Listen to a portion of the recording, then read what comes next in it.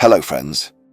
Do you ever wonder if the body and mind and soul tire or grow numb to continually shocking revelations when confronted by them on a steady and regular and unrelenting basis that could be perceived as interminable and endless?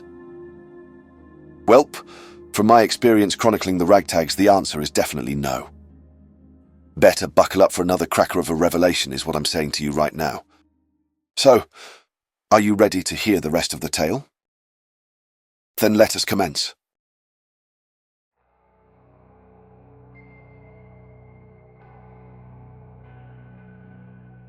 It's morning in the hidden chasm, and the Ragtags are getting ready to teleport, thanks to the newly acquired Amulet of Seasons, to the White Arbor, and hopefully a way to end the tyranny of Val'Rilyn in Merca Hain. Oh, and maybe find out what happened to Minko's friends too, yeah?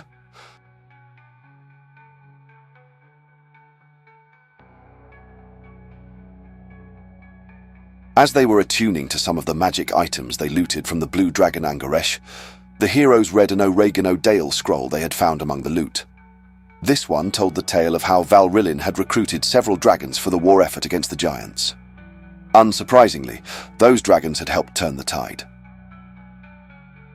And as a reward, the Lord-Shade had given them free reign over certain parts of the land.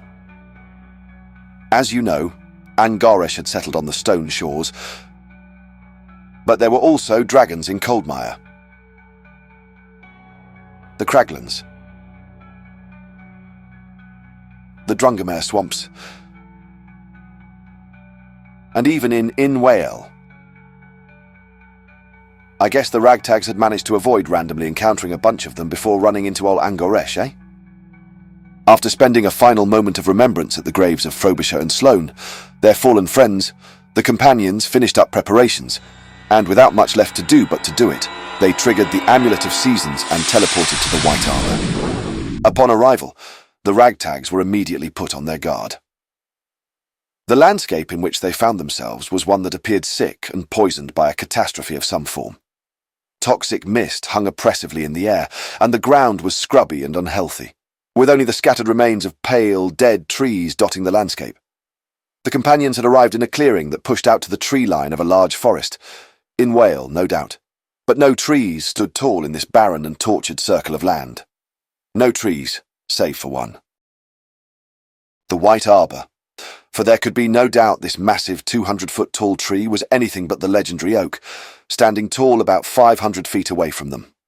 While still stretching impressively high into the sky, the legendary tree appeared either dead or dormant.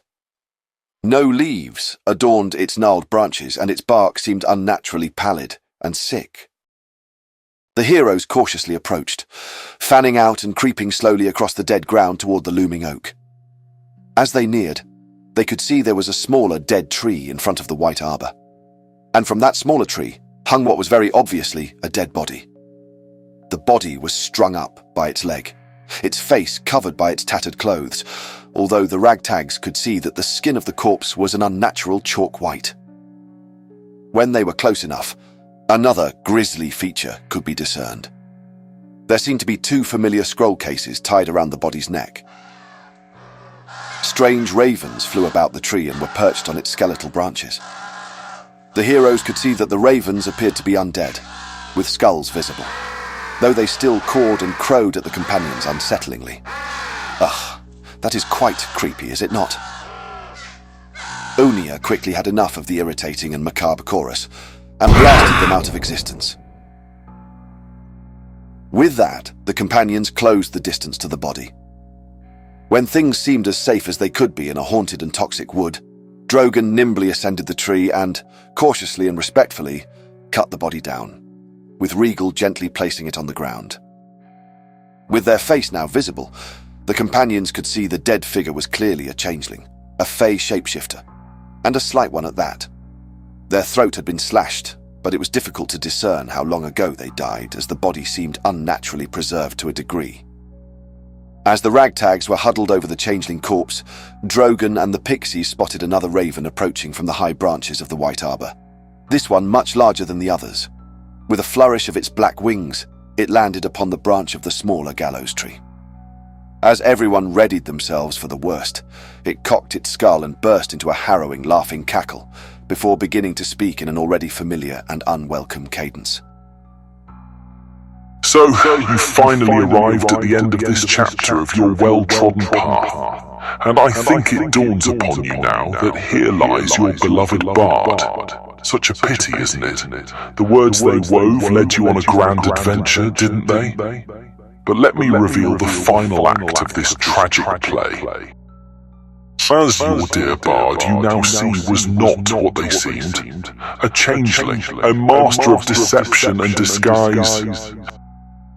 Yet their legacy was something even more devious, though through no intention or design of their own. You see, they too were ensnared in my web, manipulated to serve my purposes.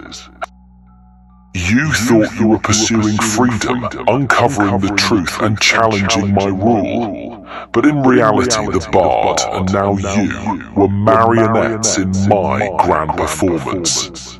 Every step you took, every discovery you made, every battle you fought, was orchestrated by me. So I must commend you, though. You played your part admirably, driven by your conviction and hope. But understand this, your entire journey was a means to an end. My end. The bard's tales were the strings that guided you, and now you stand on the precipice of your own undoing. Take a good look at the body of the bard. See the changeling revealed in death. The bard is not every one of us. They are a sad abomination who died alone and afraid. Their utter futility was as deep as your belief in them. It is rare for someone in my realm to see what fate befell the bard. And now, with your illusions shattered, what will you do? You have been my puppet, dancing to a melody only I could hear. As the final note fades, you face the reality of my design. Your path has always been mine to control, and now you must reckon with the truth. Your entire quest has been a tale told by me, full of sound and fury, signifying your inevitable defeat. It is almost as though you were the players in a game I am the master of, and, well, now, with your hope extinguished, prepare yourselves for the final act. The reckoning is upon you, and it will be swift and merciless.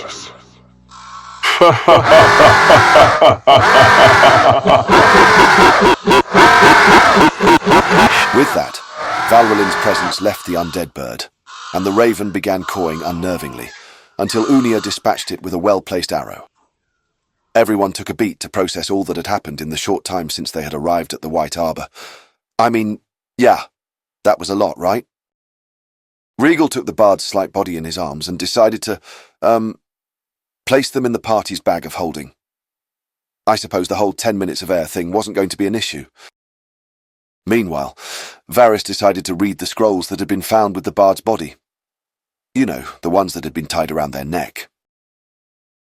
Do you think he fought really hard not to whip those out for a respectful amount of time, or did he legitimately forget about them until now? The scrolls recounted the climax of the civil war between Val'Rilyn and his siblings led by the trickster Viltor. Here we learned that the Lord-Shade had bested them all one by one, absorbing their essences until finally he faced Viltor, aka the Recluse, at the White Arbor.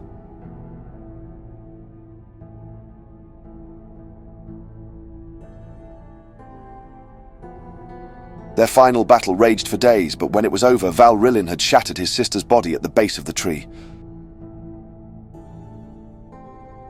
Her blood poisoning the life-giving oak and the woods around it.